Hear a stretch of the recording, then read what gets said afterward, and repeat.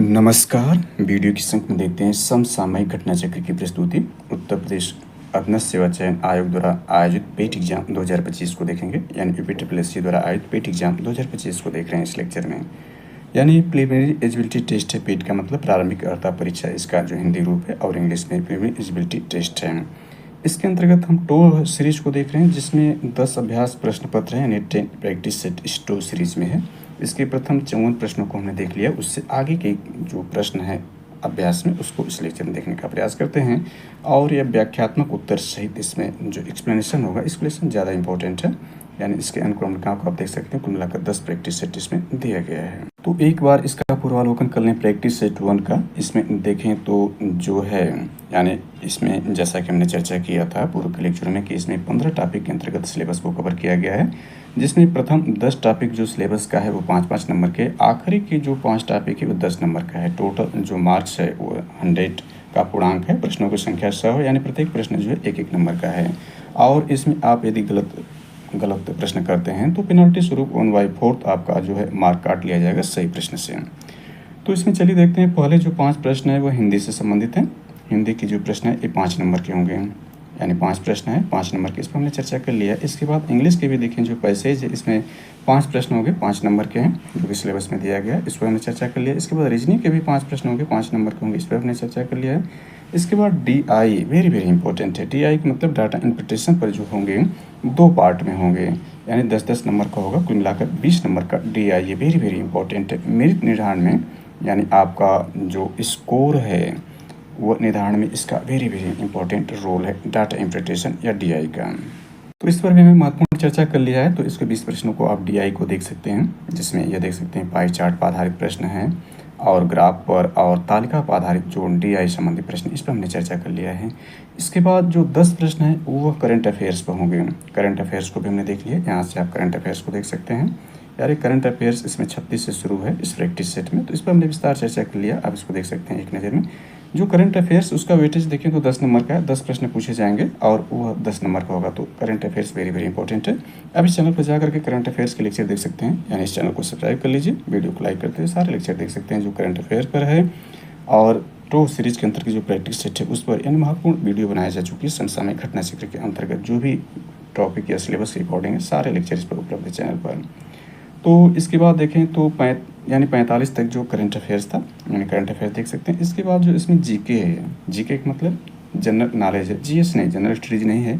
ये भी 10 प्रश्न होंगे, 10 नंबर के होंगे। तो इसके भी 10 प्रश्नों को हमने चर्चा कर लिया है, आप इसमें देख सकते हैं। यानी 10 प्रश्नों को हमने चर्चा नहीं किया है, क्योंकि ये देखें तो आपका 46 से शुरू होता है, 46 से 54, यानी 9 प्रश्नों को हमने देखा है। उससे आगे इसमें देखते हैं, यानी 54 के प्रश्न को हमने देख लिया था। 54 का प्रश्न यह था कि महात्मा गांधी ने असहयोग आंदोलन को अचानक बंद कर दिया जब फरवरी यानी 5 फरवरी 1922 को गोरखपुर के जो चौरी चौराहे में किसानों की भीड़ ने एक पुलिस थाने को आग लगा दी। तो इसमें जो खाली स्थान स्पेस उसमें फरवरी 1922 फिलअप किया जाएगा।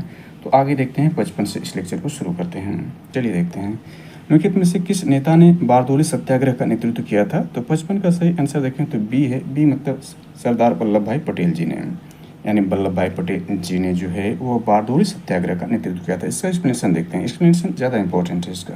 तो 55 नंबर का एक्सप्लेनेशन देखते हैं। तो यह है कि बारदोली सत्याग्रह भारतीय स्वतंत्रता संग्राम के दौरान वर्ष 1928 में गुजरात में हुआ था। यानी बारदोली सत्याग्रह, यानी बारदोली कहाँ है, गुजरात में, 1928 में गुजरात में हुआ था। यह एक प्रमुख किसान आंदोलन था। यह किसान आंदोलन था जिसका नेतृत्व सरदार वल्लभ भाई पटेल ने किया था, यानी वल्लभ भाई पटेल ने किया था। इस आंदोलन की सफलता के बाद बारदोली की महिलाओं ने पटेल को सरदार की उपाधि दी थी, यानी उससे पहले वह वल्लभ भाई पटेल जी थे, इसके बाद सरदार वल्लभ भाई पटेल जी बने। तो यह एक्सप्लेनेशन वेरी वेरी इंपॉर्टेंट है।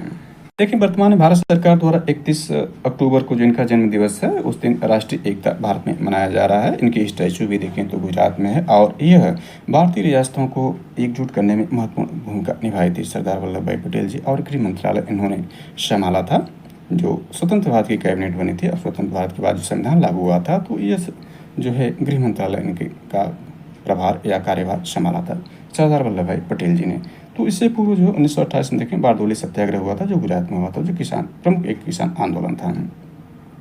चलिए अगला देखते हैं। तो 56वां प्रश्न इसमें शुरू होता है। तो भारत किस देश के साथ सबसे लंबी सीमा साझा करता है? तो इसका आंसर ए है, यानी बांग्लादेश के साथ सबसे लंबी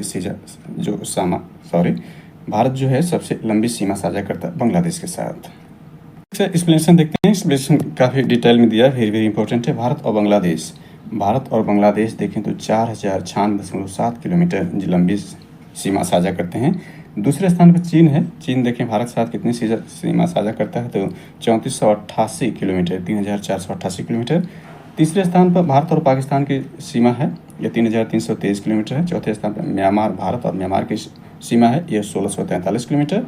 इसके बाद 5वें स्थान पर नेपाल की सीमा, याद रखें नेपाल जो है चौथा सबसे बड़ा सीमा साझा करता है, बल्कि यहाँ पर 5वां कर सकते हैं, क्योंकि पहले स्थान बांग्लादेश है, दूसरे स्थान पर चीन है, तीसरे स्थान पाकिस्तान है, चौथे स्थान पर म्यांमार है, 5वें स्थान पर नेपाल है। इसके बाद भूटान सीमा साझा करता है 699 किलोमीटर, और सबसे कम जो है भारत से सीमा साझा करता है वह अफगानिस्तान है, मात्र 106 किलोमीटर लंबी सीमा साझा करता है। अतः स्पष्ट है कि भारत की सबसे लंबी अंतर्राष्ट्रीय सीमा बांग्लादेश के साथ लगी हुई है। बांग्लादेश की सीमा को स्पर्श करने वाले राज्यों में देखें, यानी भारतीय राज्यों में कौन से राज्य स्पर्श करते हैं, तो इसमें मिजोरम है, त्रिपुरा है। त्रिपुरा को जो बांग्लादेश है तीन तरफ से स्पर्श करता है, यानी तीन तरफ से अंतर्राष्ट्रीय सीमा से घिरा हुआ भारतीय राज्य देखें तो त्रिपुरा है। इसके बाद असम को, मेघालय को, पश्चिम बंगाल को, कुल मिलाकर देखें कितने भारतीय राज्यों को स्पर्श करता है, तो 5 भारतीय राज्यों को जो बांग्लादेश से स्पर्श करता है। मिजोरम, त्रिपुरा, असम, मेघालय और पश्चिम बंगाल को स्पर्श करता है। जिसमें देखें मिजोरम जो है ये म्यांमार के साथ भी अंतर्राष्ट्रीय सीमा साझा करता है। त्रिपुरा तो बांग्लादेश के साथ ही सीमा तीन तरह से घिरा हुआ अंतर्राष्ट्रीय सीमा के रूप में है। असम देखें तो इसके बाद मेघालय, पश्चिम बंगाल, वेस्ट बंगाल देखें तो यह आपका अंतर्राष्ट्रीय सीमा के रूप में देखें तो नेपाल, और आपका जो है भूटान के साथ जो सीमा साझा करता है वो पश्चिम बंगाल है। इसमें ध्यान दें कि जो भारत की जल एवं स्थल सीमा से लगे भारतीय राज्यों में देखें तो वर्तमान देखें तो भारत में 28 राज्य और 8 केंद्र शासित प्रदेश हैं। तो इसमें 28 राज्यों में देखें तो बांग्लादेश, यानी बांग्लादेश जो इसमें है, बांग्लादेश इसके बारे में देख रहे हैं सबसे लंबी सीमा बनाता है, भारत के साथ जल सीमा और स्थल सीमा दोनों बनाता है। म्यांमार भी जो है भारत के साथ जल सीमा और स्थल सीमा बनाता है। पाकिस्तान भी भारत के साथ जो जल सीमा और स्थल सीमा दोनों बनाता है। और 28 राज्य हैं भारत में, जो वर्तमान देखें 28 राज्य, इसमें से 17 राज्य जो हैं पड़ोसी देश की सीमा से जुड़ते हैं। जिसमें सर्वाधिक रूप से देखेंगे तो बांग्लादेश के साथ 5 राज्यों को हमने देखा, बांग्लादेश के साथ 5 राज्य हैं। चीन के साथ भी 5 राज्य सीमा साझा करते हैं भारत के। पाकिस्तान के साथ 4, नेपाल के साथ 5 भारतीय राज्य सीमा साझा करते हैं। म्यांमार के साथ 4 हैं, भूटान के साथ 4 हैं, अफगानिस्तान के साथ 1 है, जम्मू कश्मीर जो POK का पार्ट है, यानी पाक अधिकृत क्षेत्र है, जो भारत का अभिन्न अंग है POK। तो कहने का सही हुआ कि देखें स्थल सीमा जो निर्धारण करते हैं भारत के 7 राज्यों से, जो स्थल यानी भारत के जो है 7 जो अंतर्राष्ट्रीय देश हैं, यानी 7 अंतर्राष्ट्रीय सीमा भारत जो है स्थल के रूप में करता है। लेकिन देखें जो 7 हैं, 7 देशों के साथ यह समुद्री सीमा भी भारत साझा करता है। तो उसमें 7 कौन से देश हैं जिसके साथ भारत समुद्री सीमा साझा करता है? इसमें पाकिस्तान है, मालदीव, श्रीलंका है, बांग्लादेश है, म्यांमार है, थाईलैंड और इंडोनेशिया है। और जबकि 3 देशों को हमने देखा था, इसमें से कॉमन थे 3 देश जो है वो जल और स्थल दोनों की समस्या साझा करते हैं, जैसे बांग्लादेश, म्यांमार और पाकिस्तान थे। यहीं पर थोड़ी जानकारी एक्स्ट्रा हमने जोड़ा था, एक और पॉइंट को जोड़ देते हैं संक्षेप में। तो भारत के कुल 9 राज्य तटरेखा पर लगे हुए हैं, यानी तटरेखा जो भारत की लंबी तटरेखा है, इसे 9 भारतीय राज्य लगे हुए हैं। कभी कभार राज्यों का नाम पूछ देता है, लेकिन आगे आएगा तो एक्सप्लेनेशन हम कर लेंगे। नेक्स्ट प्रश्न को देखते हैं। इसमें जो एक्सप्लेनेशन दिया उस पर हम चर्चा करेंगे, नहीं तो ज़्यादा विस्तार हो जाएगा। तो इसमें 57वां प्रश्न देखते हैं। निम्नलिखित में से कौन सा तमिलनाडु का सबसे ऊंचा शिखर है? यानी 57वां प्रश्न देखें तो 57 का B बनता है। B का मतलब दुद्धा बेटा है। इसका एक्सप्लेनेशन देख लेते हैं। यानी ये क्या है? तमिलनाडु का सबसे ऊंचा पर्वत शिखर कौन सा? दुद्धा बेटा है। चल इसका एक्सप्लेनेशन देखते हैं। तो एक्सप्लेनेशन ये है कि तमिलनाडु का सबसे ऊंचा शिखर दुद्धा बेटा है। यह भारत के पश्चिमी घाट की पर्वतमाला की एक चोटी है। यह तमिलनाडु राज्य की नीलगिरी जिले में नीलगिरी पर्वत की सबसे ऊंची चोटी जो दुद्धा बेटा है, जो कि तमिलनाडु की सबसे ऊंची पर्वत शिखर है। यहाँ पर एक्स्ट्रा कुछ जोड़ ही लेते हैं। तो देखें जो भारतीय राज्य हैं उसमें हमने तमिलनाडु का सबसे ऊंचा शिखर क्या देखा? दुद्धा बेटा है। ये उत्तर प्रदेश की सबसे ऊंची चोटी पूछेगा तो वह अमसोद चोटी हो, जो कि शिवालिक पहाड़ी का एक हिस्सा है, जो कि सहारनपुर में है। केरला की सबसे ऊंची चोटी पूछेगा तो अनाई मुड़ी है, जो कि दक्षिण भारत की सबसे ऊंची चोटी है, अनाई मुड़ी ही है, जो कि केरला की सबसे ऊंची चोटी है। नागालैंड में पूछेगा तो सारामती चोटी है। उत्तराखंड का पूछेगा तो नंदा देवी है। और तमिलनाडु में पूछेगा दुद्धा बेटा हमने देख लिया। मध्य प्रदेश में पूछेगा धूपगढ़ चोटी होगी। राजस्थान का पूछेगा तो गुरु शिखर होगा। और अंडमान निकोबार का पूछेगा तो सैंडल पीक होगा, जिसमें अंडमान में जो है वो माउंट हैविट है और निकोबार का जो है माउंट पुलियर निकोबार है। और ये ध्यान रखें कि जो आपका है पश्चिमी घाट, यानी पश्चिमी घाट और पूर्वी घाट का मिलन स्थान जो है वो नीलगिरी पर्वत पर ही होता है। नीलगिरी पर्वत पर पश्चिमी घाट और पूर्वी घाट का मिलन होता है। थोड़ा सा एक्सप्लेनेशन मैंने कर दिया क्योंकि आवश्यक था। 58वां प्रश्न देखते हैं, निम्नलिखित में से कौन सा सिंधु नदी का उद्गम स्थल है। तो 58 का सही आंसर ये है, यानी सिंधु नदी का उद्गम स्थल क्या है, बोखर चू है। बोखर चू जो है, यानी 58 का ये रहा। गंगोत्री ग्लेशियर से गंगा जी निकलती हैं और ये सब है। तो एक्सप्लेनेशन इसका देख लेते हैं।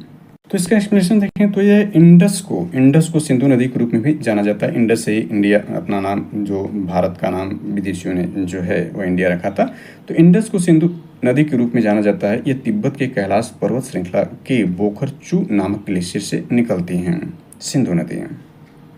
सिंधु नदी तंत्र में देखें तो कुल जो नदियां हैं उसमें से सतलज का भी उद्गम जो होता है वो भारत से बाहर होता है। सिंधु का तो हमने देख ही लिया कि यह जो है बोखरचू नामक ग्लेशियर से होता है सिंधु का। उसी प्रकार सतलज भी वह देखें तो जो तिब्बत में जो मानसरोवर है वहाँ से सतलज नदी का उद्गम होता है। तो दोनों नदियाँ देखें भारत से बाहर होती हैं, लेकिन प्रवाह भारत में होता है इन नदियों का।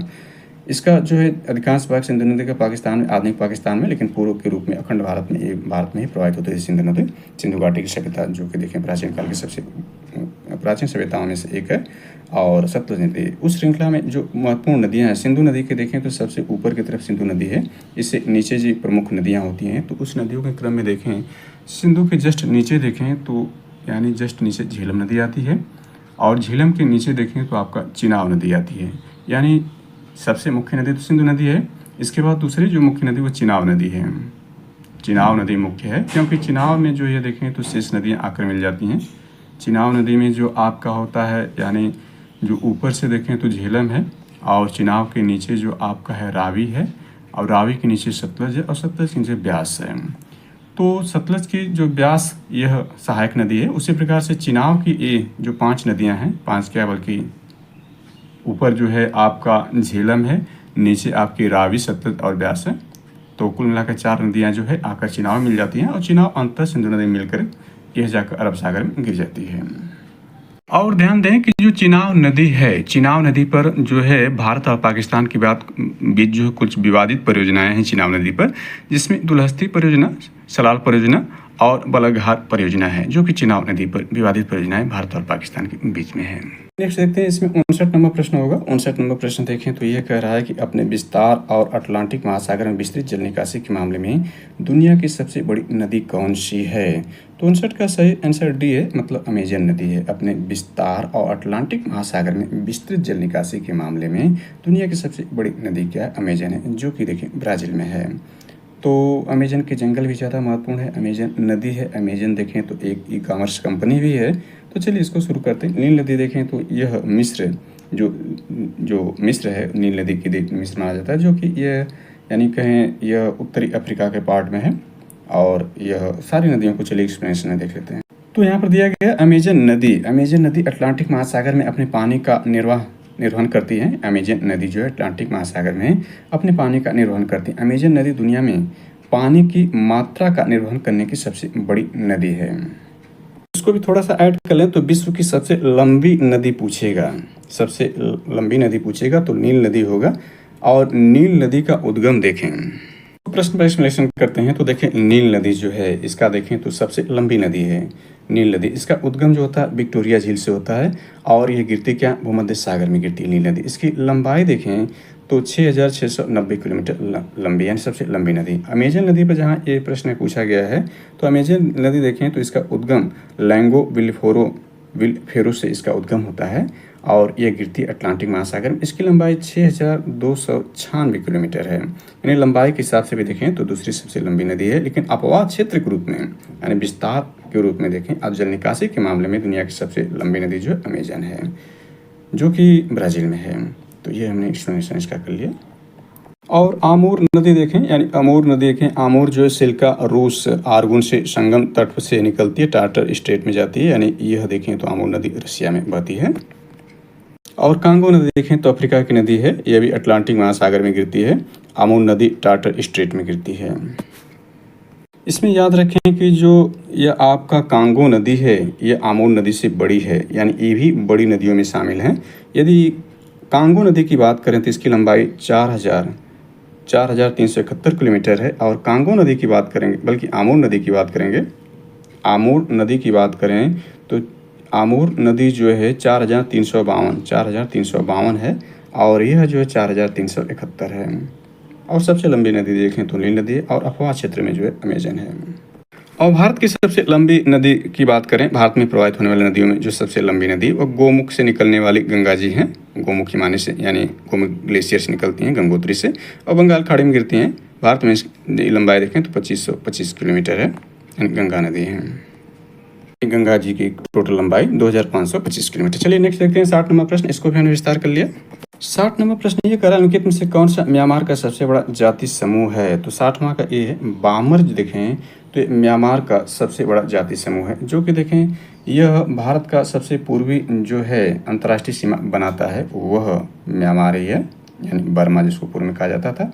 और यहाँ की सबसे बड़ा जाति समूह बामर है। चलिए इसको एक्सप्लेनेशन देखते हैं। तो 60 नंबर प्रश्न यहाँ इसका एक्सप्लेनेशन दिया है। इसमें है म्यांमार का सबसे बड़ा जाति समूह बामर है। म्यांमार की जनसंख्या लगभग 55 मिलियन है।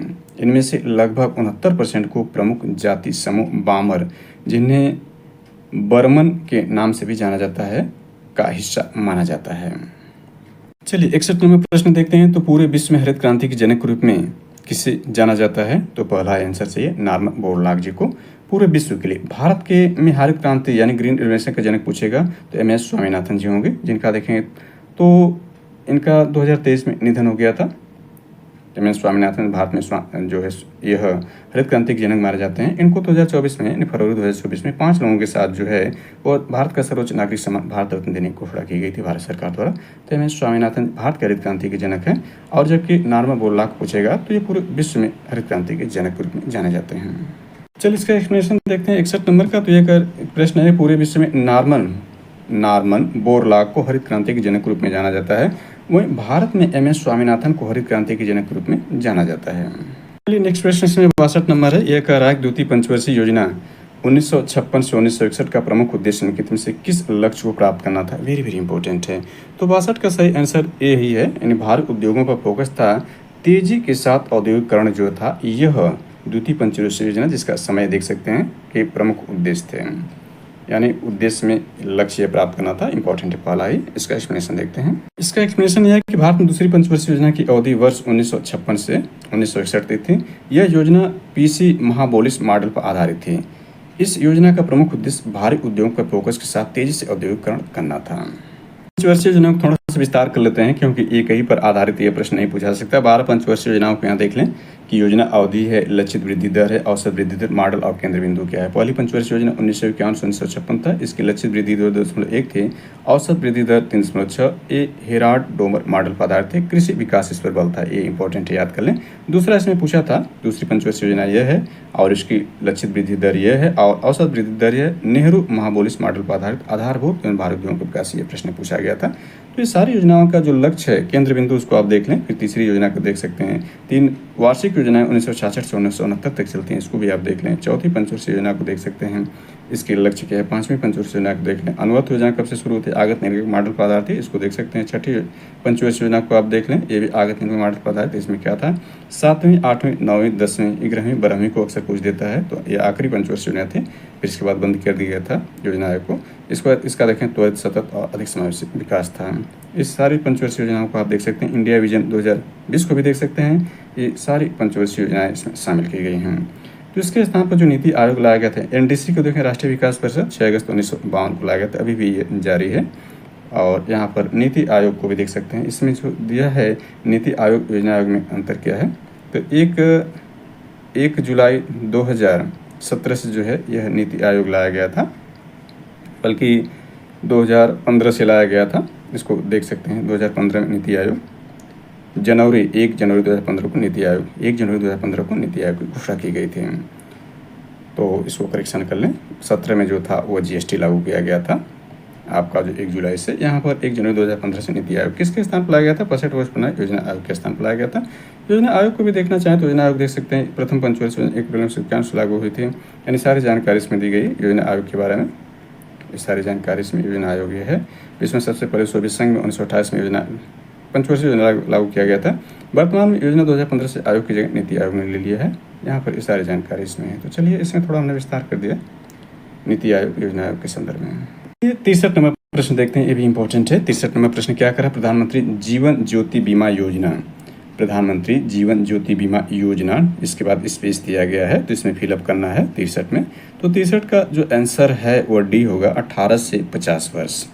प्रधानमंत्री जीवन ज्योति बीमा योजना 18 से 50 वर्ष की आयु वर्ग के भारतीय नागरिकों के लिए है। तो इसका एक्सप्लेनेशन देख लेते हैं। तो इसका एक्सप्लेनेशन ये है कि 9 मई 2015 को प्रधानमंत्री नरेंद्र मोदी, यानी 9 मई 2015 का मतलब ये हुआ कि 9 मई 2025 को इस योजना यानी प्रधानमंत्री जीवन ज्योति योजना भी 10 वर्ष पूर्ण कर चुकी है 9 मई 2025 को। तो 9 मई 2015 को प्रधानमंत्री नरेंद्र मोदी द्वारा कलकत्ता यानी कोलकाता पश्चिम बंगाल से 3 योजनाएं प्रधानमंत्री यानी 3 योजनाएं शुरू की गई।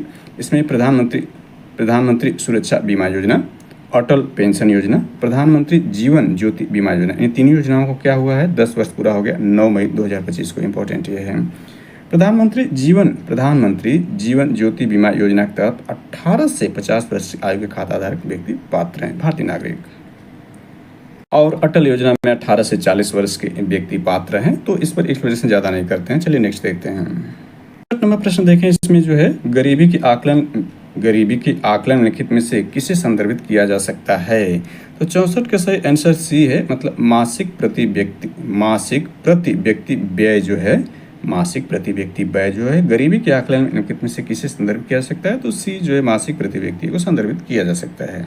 इसमें 3 गलत है। ये आपका औसत सीमांत उपयोगिता गलत है गरीबी के आकलन के लिए, और न्यूनतम समर्थन मूल्य भी गलत है। न्यूनतम समर्थन मूल्य जो एक फसलों के जो उत्पादन उससे संबंधित है, रबी खरीफ फसल इत्यादि के लिए। अधिकतम समर्थन मूल्य भी ये गलत है गरीबी के आकलन के लिए। तो मासिक प्रति व्यक्ति व्यय जो यह आकलन को संदर्भित करता है। चलिए 64 नंबर प्रश्न एक्सप्लेनेशन देखें, व्याख्या देखें। दिए गए विकल्पों में गरीबी के आकलन हेतु मासिक प्रति व्यक्ति व्यय को संदर्भित किया जा सकता है। इसकी गणना जनसंख्या के कुल मासिक व्यय को कुल जनसंख्या से विभाजित करके की जाती है। यानी इसकी गणना कैसे की जाती है? जनसंख्या के कुल मासिक व्यय, यानी जनसंख्या में कुल मासिक जो व्यय होगा अब बटे क्या होगा कुल जनसंख्या जितनी होगी भाग कर देंगे तो इससे हमें गरीबी का आकलन मिलता है मासिक प्रति व्यक्ति व्यय के संदर्भ में। यानी मासिक प्रति व्यक्ति व्यय निकाल देते हैं जो कि हमें गरीबी के आकलन करने के लिए संदर्भित या उपयोग कर सकते हैं। चलिए नेक्स्ट क्वेश्चन देखते हैं। 65 नंबर प्रश्न है। 65 नंबर प्रश्न यह देखें तो आपका यह कह रहा है केंद्रीय सांख्यिकी कार्यालय ने किस वर्ष भारत में GVA अवधारणा को अपनाया था? तो 65 का सही आंसर सी ही है। इन 2015 में GVA को अपनाया था। GVA को कौन अपनाया था? केंद्रीय सांख्यिकी कार्यालय ने 2015 में। चलिए इसका एक्सप्लेनेशन देखते हैं। तो 65 नंबर प्रश्न यह है कि राष्ट्रीय सांख्यिकी कार्यालय पूर्व में केंद्रीय सांख्यिकी कार्यालय, यानी इसका जो पूर्व का नाम था केंद्रीय सांख्यिकी कार्यालय था, जिसको केंद्रीय की जगह राष्ट्रीय कर दिया गया। तो राष्ट्रीय सांख्यिकी कार्यालय वर्तमान में है। ने वर्ष 2015 में GVA की अवधारणा शुरू किया था। कुल GVA देखें तो GVA बराबर होता है GDP प्लस सब्सिडी प्लस उत्पादों पर कर जो होता है, ये GVA के इक्विवेलेंट होता है या बराबर होता है। तो चलिए इसको ज़्यादा एक्सप्लेन नहीं करते हैं, इकोनॉमी से संबंधित ये महत्वपूर्ण टॉपिक है। अब इसमें 5 प्रश्न जो होंगे वो अरिथमेटिक या अंगणित से प्रश्न पूछे जाएंगे। तो इसमें 66 से प्रश्न शुरू होते हैं। तो इसको देखें, ये बहुत आसान प्रश्न होते हैं। इसको यदि आप गलत नहीं करें तो ये 5 प्रश्न आपके बोनस ग्रुप में ऐड हो सकते हैं। तो यहाँ 66 नंबर प्रश्न देखें तो दी गई भिन्नों में सबसे बड़ी और सबसे छोटी भिन्न क्या है यह बताना है। तो 66 का सही आंसर बी है। यानी इसमें पूछ रहा है सबसे बड़ी भिन्न, तो सबसे यानी कह रहा है कि दी गई भिन्नों में सबसे बड़ी और सबसे छोटी भिन्न का योग क्या है। तो योग पूछा है तो 103/65 है सबसे बड़ी भिन्न और सबसे छोटी भिन्न का योग। इसमें योग पूछ दिया है। तो सबसे पहले इसमें हम सबसे बड़ी भिन्न को देख लेंगे और इसके बाद सबसे छोटी भिन्न को हम जोड़ देंगे, क्योंकि यहाँ पर केवल सबसे छोटी और सबसे बड़ी भिन्न नहीं पूछ रहा है बल्कि उनके योग को भी पूछ रहा है। तो हम योग यहाँ देखते हैं। तो सबसे बड़ी भिन्न और सबसे छोटी भिन्न निकालने के कई तरीके होते हैं। पहला तो आप भाग करके तुरंत निकाल सकते हैं कि सबसे बड़ी सबसे छोटी भिन्न कौन है। दूसरा अंतर भी होता है, ऊपर अंश होता है नीचे हर होता है, तो आप अंतर निकाल लीजिए। जिसमें सबसे ज़्यादा अंतर होगा वो सबसे बड़ी भिन्न होगी, जिसमें सबसे कम अंतर होगा वो सबसे छोटी भिन्न होगी। तो इसमें देखें कितने का अंतर है, इन दोनों में 8 का अंतर है। इसमें कितने का अंतर है, इसमें जो है 3 का अंतर है। और इसमें देखें सबसे अंतर कितने का है, इसमें जो अंतर है 4 का अंतर है, इसमें 1 का अंतर है। तो इसमें देखें जो सबसे बड़ी भिन्न होगी, याद रखें कि जो अंतर है वो अंश में सबसे बड़ा होना चाहिए। अंश में सबसे बड़ा जो अंतर आएगा तो सबसे बड़ी भिन्न हो जाएगी, और हर में जो सबसे बड़ा अंतर आएगा वो सबसे छोटी भिन्न हो जाएगी। तो हर यहाँ सबसे बड़ा अंतर क्या, हर के रूप में 8 का अंतर है। इन सभी हर के रूप में अंतर देखें तो हर में इसमें 8 में अंतर है, इसके हर में देखें तो 3 का अंतर है, यानी इसके हर में देखें तो यह नीचे हर ही जो है 3 के अंतर के रूप में बड़ा है, यहाँ 4 के अंतर के रूप में बड़ा है, यहाँ अंश बड़ा है, अंतर में अंश बड़ा है। यानी सबसे अंतर में देखें सभी अंशों में देखें सबसे बड़ा अंतर इसी में, सबसे बड़ी भिन्न यही हो जाएगी। और हरों में देखें सबसे बड़ा जो अंतर वो 8 का बना रहा है, तो 8 वाला अंतर जो सबसे छोटी भिन्न हो जाएगी। तो इन दोनों को जोड़ देते हैं, यानी पहला और आखिरी ही इसमें सबसे छोटे और बड़े हैं, तो 6/5 हो जाएगा, धन 5/13 हो जाएगा। इसको ऐड कर देते हैं, एलसीएम इसका 65 हो जाएगा, काटेंगे तो यह 13×5 65, 13×6 78 हो जाएगा, प्लस यहाँ 13×5 65, 5×25 हो जाएगा, 78 में 25 जोड़ देंगे 103 हो जाएगा, यानी 103/5 हो जाएगा। तो बहुत आसान तरीका ये होता है। कहने का से एक बार और समझ ले, सबसे पहले अंतर निकालते हैं। तो अंशों में जिसका सबसे बड़ा अंतर होगा वो सबसे बड़ी भिन्न होगी, और हरों में जिसका सबसे बड़ा अंतर होगा वो सबसे छोटी भिन्न हो जाएगी। चलिए नेक्स्ट प्रश्न को देखते हैं। इसमें 67 नंबर प्रश्न देखें, निम्नलिखित, यानी इसका एक्सप्लेनेशन भी देख लेते हैं। हालांकि एक्सप्लेनेशन की आवश्यकता तो नहीं, लेकिन एक्सप्लेनेशन देख लेते हैं इसका। 66 नंबर प्रश्न देखें तो यह मतलब भाग करके निकाला है, तो यहाँ देख सकते हैं सबसे बड़ी भिन्न यह, सबसे छोटी भिन्न यह आपका बन रहा है। इसको हमने शॉर्टकट में बताया था, सबसे बड़ी भिन्न यह, सबसे छोटी भिन्न यह है। पॉइंट दशमलव के रूप में भाग करके फिर योग करके यह निकाल दिया है इसने। चलिए नेक्स्ट देखते हैं। नेक्स्ट प्रश्न भी बहुत ही आसान है, ये भी आप बहुत आसानी से सॉल्व कर सकते हैं। ये भी बोनस नंबर के रूप में इस तरह के प्रश्न पूछे जाते हैं। निम्नलिखित व्यंजकों को सरल कीजिए। इस तरह के व्यंजक को सरल करने के लिए आपको व्यंजक जो आपके जो बीजगणितीय सूत्र होते हैं उसको याद करना होगा। तो यह देखें जो सूत्र आपका है, यानी इसको इस संख्या को a मान लेते हैं और इस संख्या को b मान लेते हैं, यानी ये मानते हैं 0.96 जो है वो a है और 0.04 क्या वो b है, इसमें मान रख देते हैं तो आपका ये बन जाएगा, यानी ये a³ हो जाएगा और ये b³ हो जाएगा प्लस के रूप में। नीचे ये हो जाएगा a² ऋण ab धन b² हो जाएगा। ये इसका फार्मूला हम जानते हैं, इसके फार्मूलों को भी फैला दें तो यह एक कोष्टक में हो जाता है a + b, दूसरे कोष्टक में यही नीचे वाला हो जाएगा a² ऋण ab धन b² हो जाएगा। तो ये इससे कट जाएगा, तो केवल बचेगा क्या, यानी नीचे जो हर है उसका आप भाग करेंगे अंश वाले में, केवल a + b बचेगा। a + b का मतलब हमने माना किसको है, a + b, a हमने इसको माना, b इसको माना है, दोनों को ऐड कर देंगे तो ये पूर्ण रूप से 1 हो जाएगा, क्योंकि 0.96 में 0.04 जोड़ेंगे तो यह 6×4 10, 9×1 10 हो जाएगा, दो स्थान दशमलव लगा देना है तो 1 हो जाएगा, 1 इसका आंसर सही हो गया। तो आपके बीजगणितीय सूत्र आपको याद करने होंगे, चाहे वह a³ + b³ का सूत्र हो, जो कि एक कोष्टक में a + b, दूसरे कोष्टक में a² - ab + b² होता है, चाहे वो a³ - b³ हो, तो ये शुरू में आपका ही माइनस हो जाता है। माइनस वाले में शुरू में ही पहले कोष्टक में ही माइनस होता है, दूसरे में सारे प्लस होते हैं, a² + b² + ab होता है। तो ये सारे सूत्र आपको याद रखने होंगे, चाहे इसका पूरा सूत्र ही क्यों ना कह दे, a + b का होल क्यूब हो, चाहे a - b का होल क्यूब हो, ये सारे प्रश्न आपको याद करने होंगे, चाहे a + b का होल स्क्वायर हो। इस तरह के प्रश्न अक्सर पूछ देते हैं, तो आपको ज़्यादा गणना करने की आवश्यकता नहीं होगी, सीधे आप सेट करके उसको लगा सकते हैं। तो ये सूत्र जो समान सूत्र उसको आप याद कर लेंगे। चलिए नेक्स्ट 68 नंबर प्रश्न देखते हैं। तो 68 नंबर प्रश्न ये कह रहा है कि 68 नंबर प्रश्न को देखते हैं। यहाँ पर ये दिया गया है कि एक पंखे के मूल्य में पहले 28% की कमी की जाती है, यानी एक पंखे के मूल्य में पहले क्या की जाती है, 28% की कमी की जाती है, फिर 35% की वृद्धि की जाती है। यदि परिणामी मूल्य 12 यानी 1215 रुपये, तो पंखे का मूल मूल्य ज्ञात कीजिए। तो ये भी बहुत आसान प्रश्न होता है। 68 नंबर प्रश्न देखें तो इस तरह के प्रश्न बहुत आसान पूछे जाते हैं। एक तो ये पूछ रहा है तो पंखे का मूल मूल्य ज्ञात कीजिए, तो जो मूल्य आपका पूछ रहा है, मूल मूल्य पूछ रहा है, तो उस मूल्य को मान लेते हैं x है। तो एक पंखे के मूल्य में पहले 28% की कमी की जाती है, तो 28% कमी का मतलब ये हो गया कि आप 100 में से 28 घटा देंगे, कितना बचेगा, यहाँ 28 घटा देंगे तो यहाँ हो जाएगा 2 और यहाँ हो जाएगा 9, 2 72 हो जाएगा। कहने का सही हुआ कि यहाँ पर x गुणे 72/100, क्योंकि यहाँ पर क्या हो रही है, पहले 28% कमी की जा रही है गुणे, और यहाँ पर क्या है 35% की वृद्धि की जा रही है। तो 100 में 35 जोड़ देंगे तो 135/100 कर देंगे। इसको कैलकुलेट कर लेंगे, जो आएगा वो आंसर हो जाएगा। यानी x हमने माना है तो पंखे का मूल मूल्य क्या है, x मान लिए 72/100, क्योंकि कमी कितनी है इसमें 72 की कमी है। पहले 28% कमी की जाती है, तो मतलब कितना आपका हुआ 72/100, और यहाँ 35% की वृद्धि। तो 100 में हमने 35 जोड़ दिया, इसमें 100 में से 28 घटाया 72 हो गया, यहाँ 100 में 35 जोड़ेंगे 135 हो जाएगा। अब इसको कैलकुलेट करना है, कैलकुलेट करते हैं तो इसका आंसर देखें कैलकुलेट करने, और ए बराबर कितने का होगा, ए बराबर जो हो जाएगा 1215 के, क्योंकि पूछ रहा है कि परिणामी मूल्य दिया है, परिणामी मूल्य 1215 रुपये। अब इसको कैलकुलेट कर लेना है। तो यहाँ पर काटते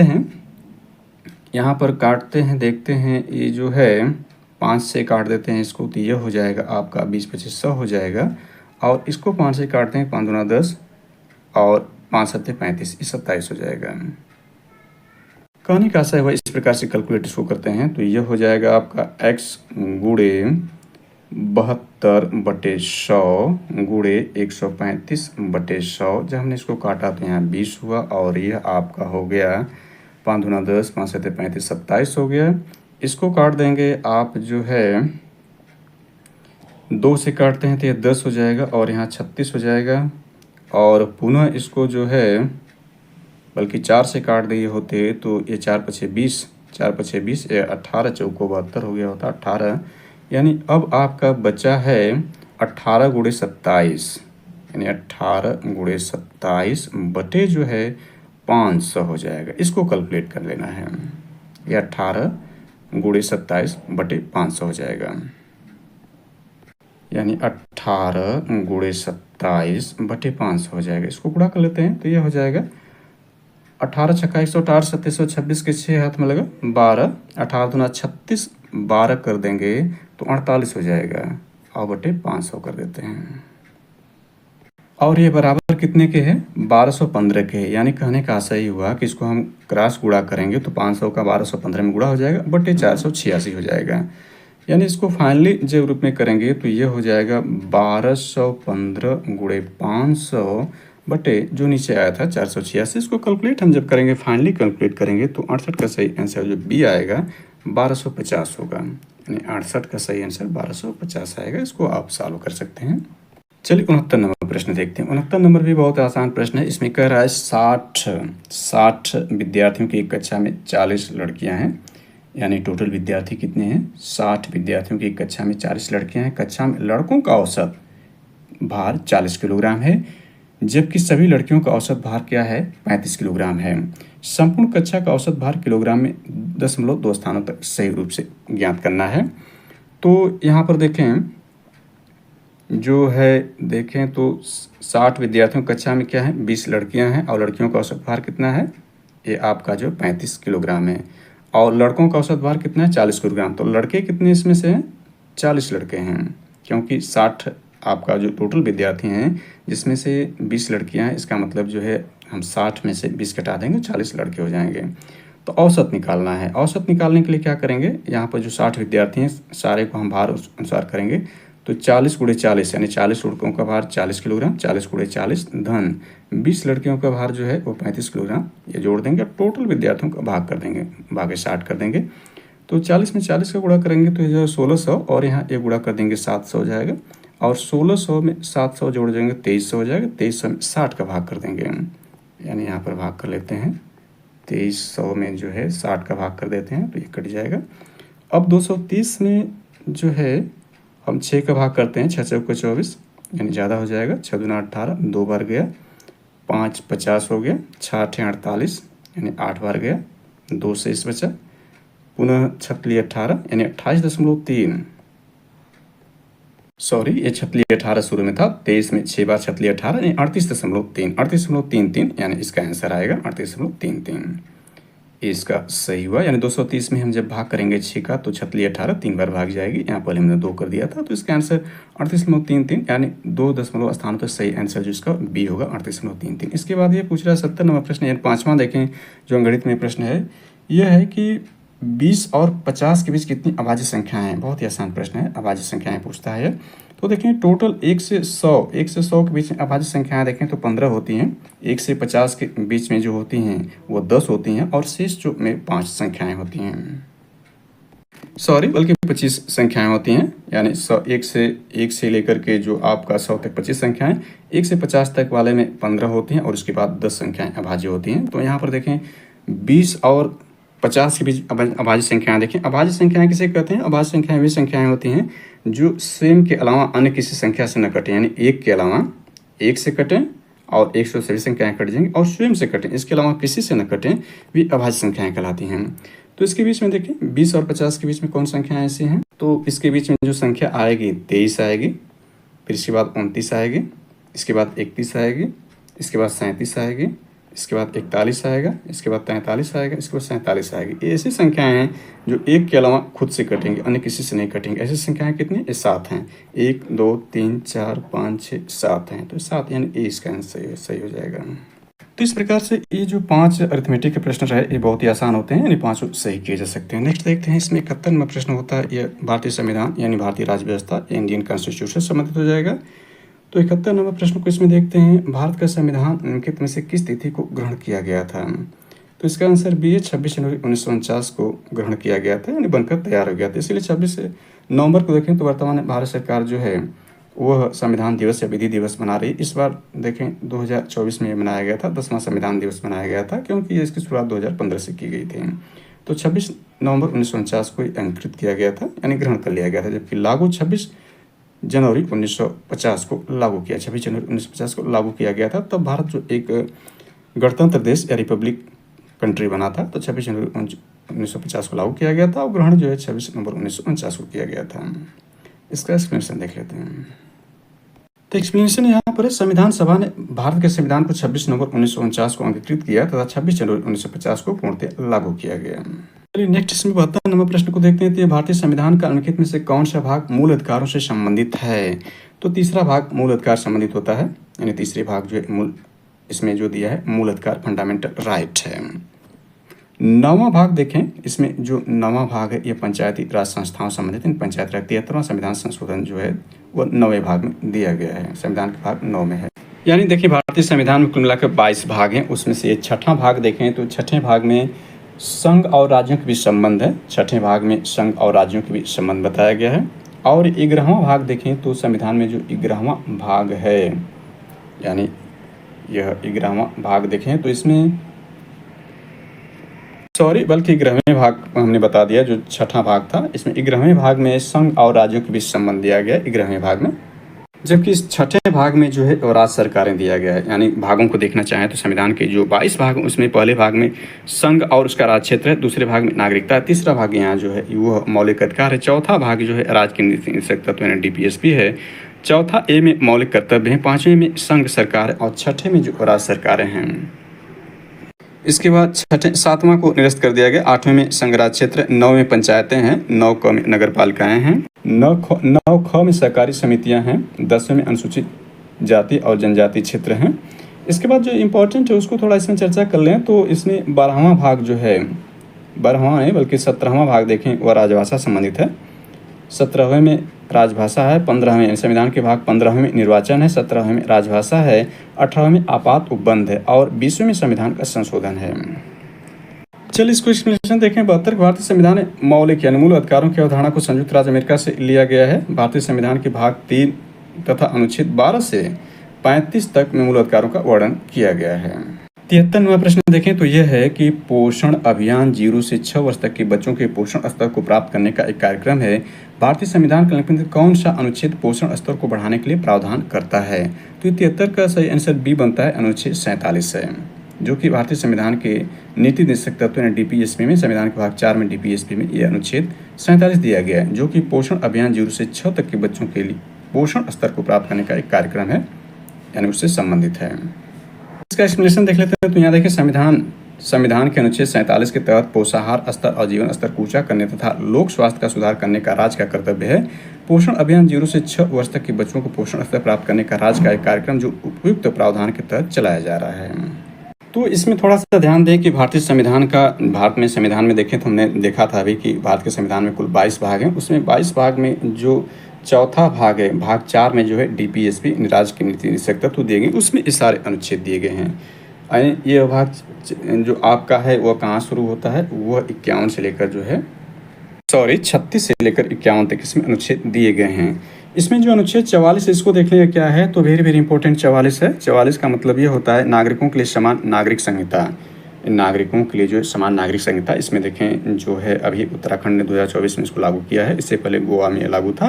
तो अनुच्छेद 44 जो है नागरिक संहिता से, नागरिकों के लिए समान नागरिक संहिता 44 से है।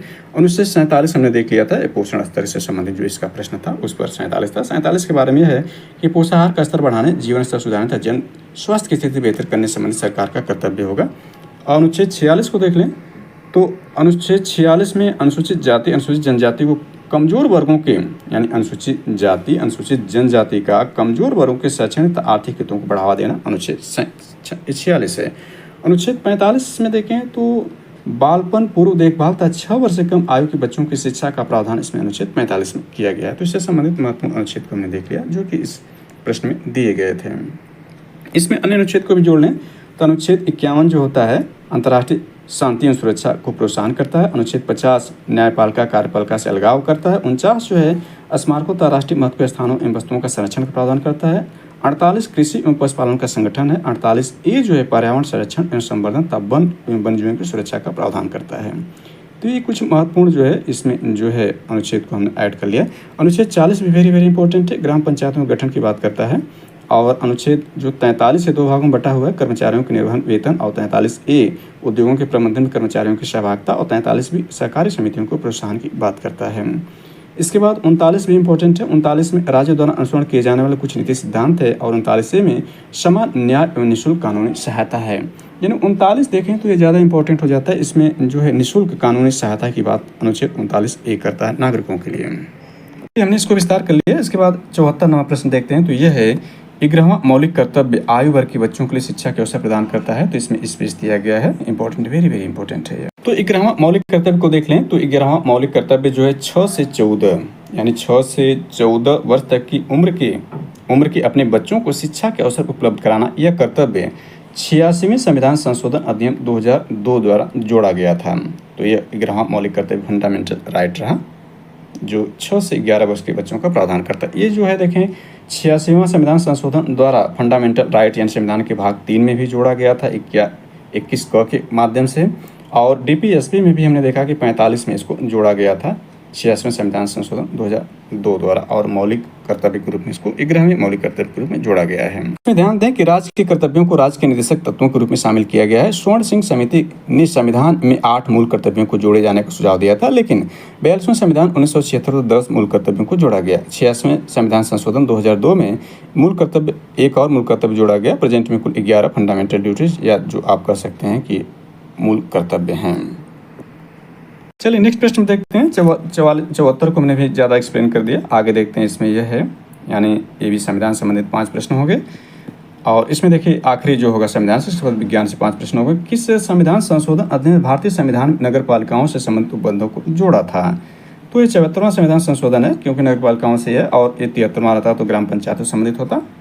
चलिए इसका एक्सप्लेनेशन देख लेते हैं। 75 दोनों के एक्सप्लेनेशन देख लेते हैं। तो 42वें संविधान संशोधन 1976 द्वारा कुल 10 मौलिक कर्तव्यों को संविधान में शामिल किया गया। 11वां मौलिक कर्तव्य यानी 51 ए या के 86वें संविधान संशोधन 2002 द्वारा जोड़ा गया। इसके तहत 6 से 14 वर्ष तक आयु बच्चों के लिए शिक्षा का अवसर प्रदान किया गया।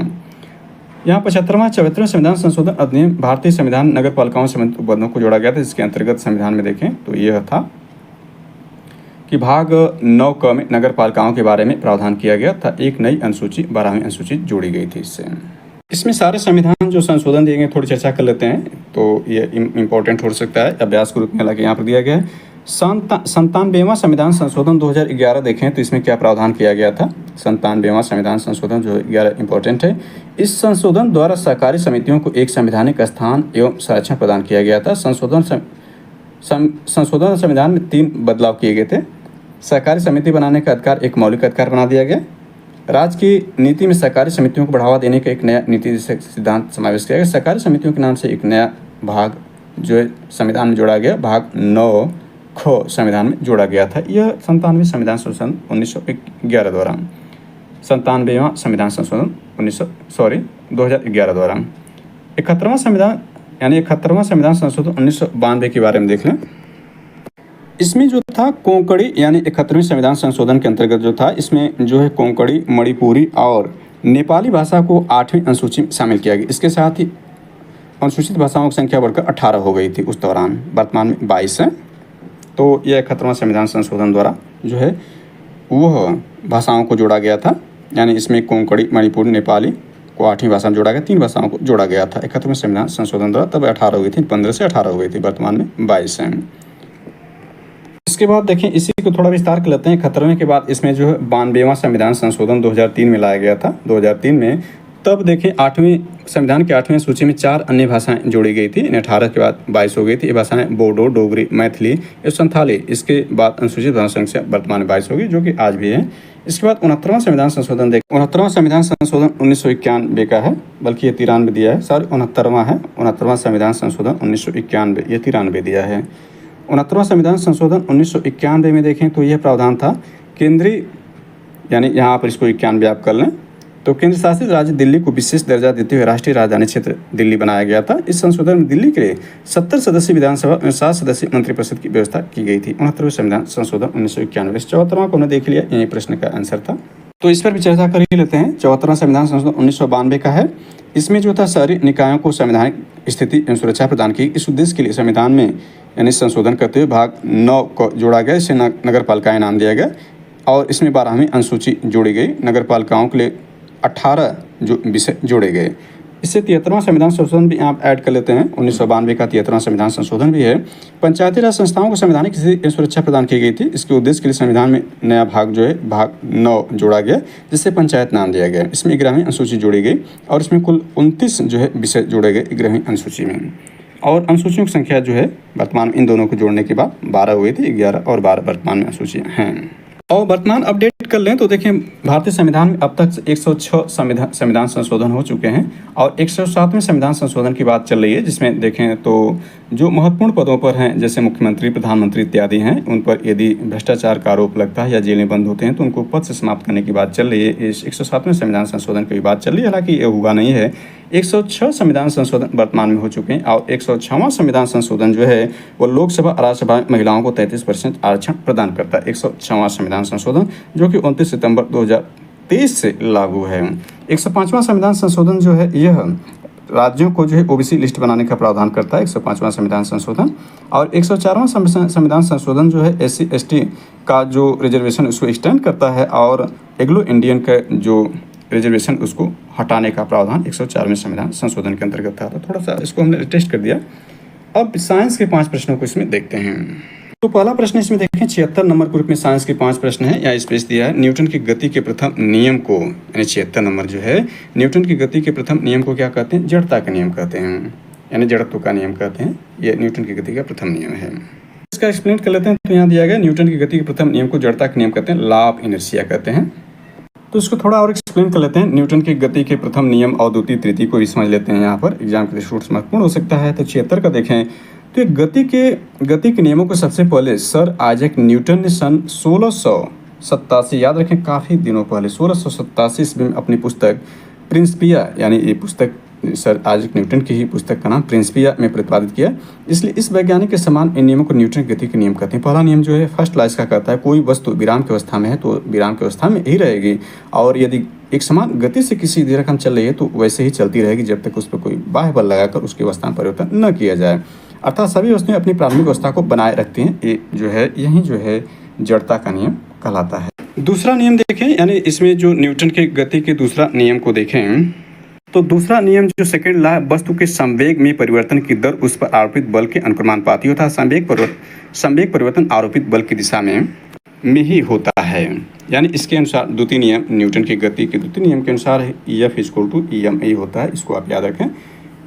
और बल का जो यानी न्यूटन गति का तृतीय नियम देखें तो वह क्रिया प्रतिक्रिया का नियम कहलाता है। यानी इस नियम के अनुसार प्रत्येक क्रिया के बराबर परंतु विपरीत दिशा में प्रतिक्रिया होती है। न्यूटन का थर्ड लॉ होता है। जैसे बंदूक से गोली छोड़ते समय पीछे की ओर झटका लगना, ये न्यूटन के तृतीय नियम से ही है। नाव के किनारे पर जमीन से कूदने पर नाव का पीछे हटना, नाव खेने के लिए बाँस से जमीन को दबाना इत्यादि जो है। रॉकेट का आगे बढ़ना, ऊंचाई से कूदने पर चोट लगना, कुआं में पानी खींचते समय रस्सी टूट जाने, व्यक्ति का पीछे गिर जाना इत्यादि जो है, यह न्यूटन के तृतीय नियम से संबंधित है। संवेग संरक्षण का नियम देखें तो न्यूटन के द्वितीय नियम के साथ संयोजन के न्यूटन के तृतीय नियम का एक बहुत महत्वपूर्ण परिणाम जो है संवेग संरक्षण का नियम होता है। वस्तु में जितना संवेग परिवर्तन दूसरे में उतना ही संवेग परिवर्तन विपरीत दिशा में होता है। रॉकेट से गैसें अत्यधिक वेग से पीछे को निकलती हैं, जो रॉकेट को ऊपर उठने के लिए आवश्यक होता है, यह संवेग प्रदान करता है। यह देखें रॉकेट के ऊपर जाने का सिद्धांत भी संवेग के संरक्षण पर ही आधारित होता है। 77 से जो सारे प्रश्न है उसका केवल हम हल कर लेते हैं, इसका एक्सप्लेनेशन नहीं करते हैं, जल्दी से इन सबों को सॉल्यूशन कर देते हैं क्योंकि ये ज़्यादा लंबा हो जा रहा है वीडियो। 77 को देखें तो इसको जल्दी से सॉल्व करते हैं, साइंस के प्रश्न हैं। तो 77 का यह जब किसी वस्तु की गति ध्वनि की गति से अधिक हो जाती है तो कहा जाता है कि वह, यानी 70 का सही आंसर ये है, पराध्वनिक है। यानी जब किसी वस्तु की गति ध्वनि की गति से अधिक हो जाती है तो उसे कहा जाता है पराध्वनिक है, यानी उसको माइक में नापते हैं। जैसे कि देखें जो भारत के सुपरसोनिक जो विमान हैं वह देखें, अभी जो अग्नि 5 का भारत ने जो टेस्ट किया था वो 5000 से ज़्यादा जो रेंज है IBM श्रेणी की जो मिसाइल है, तो वह पराध्वनिक यानी ध्वनि की काफ़ी रफ्तार से तेज से चलते हैं, तो वह पराध्वनिक होते हैं। चलिए इसका एक्सप्लेनेशन करते हैं। पराश्रव्य, अपश्रव्य। पराश्रव्य का मतलब अपश्रव्य ऐसी तरंगें होती हैं जिनको हम सुन नहीं सकते, यानी इसका 20 हर्ट्ज से नीचे होता है, और पराश्रव्य 20,000 हर्ट्ज से ज़्यादा होती है। 20 से 20,000 के जो हर्ट्ज में जो रेंज होती है उसको श्रव्य तरंगे कहते हैं। तो इसका एक्सप्लेनेशन थोड़ा संक्षेप में कर दिया। इसके बाद 78 नंबर प्रश्न को देखें तो 78 संभारकों में, 78 में जो आपका है यह कह रहा है संभारकों में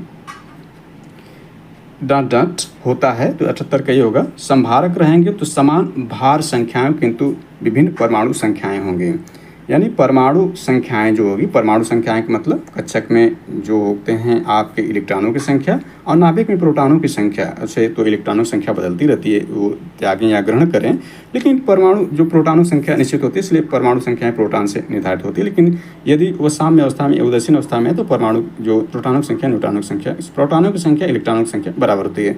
तो परमाणु संख्याएं विभिन्न विभिन्न हो और परमाणु भार समान हो तो संभारक होते हैं, जबकि समस्थानिक में उल्टा होगा। समस्थानिक रहेंगे तो यहाँ परमाणु संख्याएं समान रहेंगी, परमाणु भार भिन्न भिन्न हो जाएंगे। 79 नंबर प्रश्न देखें, निम्नलिखित में से किस शब्द का अर्थ फलों को उगाना है? 79 का सही आंसर देखें तो ये बी हो जाएगा, यानी फलों को उगाना, पोमिकल्चर जो होता है उसको फलों को उगाना कहते हैं। 20 का आंसर सही है। इसके बाद देखें तो बांझपन निम्नलिखित में से किस विटामिन की कमी से होता है? तो 80 का सही आंसर ये है, विटामिन ई की कमी से जो होता है वो बांझपन हो जाता है। 81 का देखें तो आंध्र प्रदेश पुनर्गठन अधिनियम किस वर्ष पारित किया गया था? तो 81 का सही आंसर यही है, 2014 में, क्योंकि 2 जून 2014 को जो है आंध्र प्रदेश का विभाजन करके या पुनर्गठित करके तेलंगाना राज्य बनाया गया था। वो तब उस दौरान भारत का 29वां राज्य था, लेकिन भारत में वर्तमान में जो है वो 28 राज्य 8 केंद्र शासित प्रदेश हैं। 82 नंबर, क्योंकि जम्मू कश्मीर जो राज्य था उसको केंद्र शासित प्रदेश में 31 अक्टूबर 2019 से बना दिया गया है। 82 नंबर प्रश्न है कि वर्तमान में उपलब्ध जानकारी के अनुसार भारत के पड़ोसी देश भूटान की राजधानी कौन सा है? तो 82 का सी थिम्पू है, बीजिंग चीन की है, ढाका बांग्लादेश की है। और आगे यहाँ देखें 83 नंबर, यहाँ पहले ही स्पेस दे दिया है 83 में, तो 83 का सही आंसर ए से शुरू होगा, यानी कुकमित्तकली दक्षिण मालाबार में प्रसिद्ध एक मुखौटा नृत्य है। दक्षिण मालाबार में जो है वह एक मुखौटा नृत्य जो है कुमत्ती कली है, यानी 83 का जो सही आंसर ए है। इसके बाद देखें 84 नंबर, जल्दी से देखते हैं। तो पाणिनि की अष्टधाई डांट है, पाणिनि की अष्टधाई इसका जो है बी संस्कृत व्याकरण है, यानी 84 का भी पाणिनि की अष्टधाई क्या है? संस्कृत व्याकरण पर लिखी गई प्रसिद्ध कृति है, यानी ये अष्टधाई क्यों लिखे हैं? पाणिनि जी लिखे और है क्या? संस्कृत व्याकरण है। 85 देखें, भारतीय राष्ट्रीय विज्ञान अकादमी किस राज्य में स्थित है? तो 85 का सही आंसर जो ए है, यानी उत्तर प्रदेश में है। राष्ट्रीय विज्ञान अकादमी किस राज्य में स्थित है? तो 85 का ए है, यानी जो है उत्तर प्रदेश में स्थित है। इसका एक्सप्लेनेशन देख लेते हैं, जिनका हमने एक्सप्लेनेशन देखो, आप देख सकते हैं जब किसी वस्तु की गति ध्वनि की गति से अधिक हो जाती है तो कहा जाता है कि वो पराध्वनिक, हाइपरसोनिक या सुपरसोनिक गति से यात्रा कर रहा है। पराध्वनिक चाल की दिशा में गतिमान वस्तु के लिए मैक संख्या का उपयोग। संभारकों के बारे में यहाँ दिया गया है, इसको आप एक्सप्लेनेशन देख सकते हैं। एक्सप्लेनेशन का पोमिकल्चर से तात्पर्य फलों को उगाना। पोमिकल्चर शब्द लैटिन शब्द पोपस से लिया गया, इसका अर्थ फल होता है। सामान्यतः पोमिकल्चर के माध्यम से आने वाले फलों, सेब, नाशपाती इत्यादि बांझपन के लिए विटामिन ई कमी से होता है। इसकी कमी से शुक्राणु की गतिशीलता, अंडे के साथ एकरूपता एकरूप होने की क्षमता प्रभावित होती है, यानी इसमें इंपॉर्टेंट दिया गया है। और देखें जो विटामिन ए है वह वसा में घुलनशील है, और जबकि विटामिन बी और सी जल में घुलनशील। गेहूँ के अंकुरित तेल में सबसे अधिक पाया जाता है। आंध्र प्रदेश पुनर्गठन को आप देख सकते हैं, यह इंपॉर्टेंट, हमने इस पर चर्चा कर लिया था। भारत के पड़ोसी भूटान की राजधानी थिम्पू, जबकि बीजिंग और इत्यादि ये दिया गया है। ढाका की राजधानी इत्यादि है।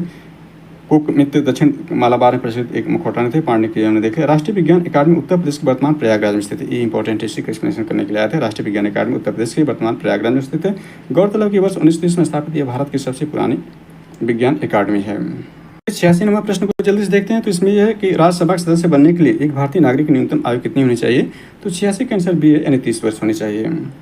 जबकि लोकसभा के सदस्य के लिए जो होता है 25 वर्ष की आयु होनी चाहिए। तो यह यहाँ पर दिया गया है, ये इंपॉर्टेंट है। 86 नंबर जो है 30 वर्ष राज्यसभा के सदस्य बनने के लिए।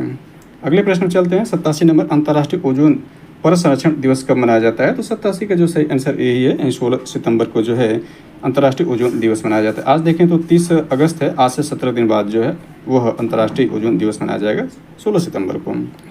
88 नंबर परितंत्र में विभिन्न स्तरों पर रहने वाले विभिन्न प्रजातियों को ऊर्ध्वाधर वितरण को क्या कहा जाता है? तो 88 का सही आंसर सी है, स्तर विन्यास कहते हैं। विश्व बैंक वर्ल्ड बैंक की स्थापना कब की गई थी? तो 89 का सही आंसर ए 1944 में की गई थी। भारत और पाकिस्तान के बीच सीमा निर्धारित की गई थी, यानी 90 का सही आंसर देखें तो डी है, रेड क्लिफ रेखा द्वारा। इसके बाद जो अगले 10 प्रश्न हैं वो हिंदी पैसेज पर आधारित हैं। हिंदी पैसेज को आप पढ़ेंगे और उसके आधार पर अगले 10 प्रश्नों का आंसर इसमें देंगे आप। एक्सप्लेनेशन देख लेते हैं। सबसे पहले जो अभी हमने जीएस के प्रश्नों को देखा, राज्यसभा के सदस्य बनने के लिए एक भारतीय नागरिक 30 वर्ष होनी चाहिए। लोकसभा के सदस्य बनने तो आवश्यक न्यूनतम आयु 25 वर्ष होनी चाहिए।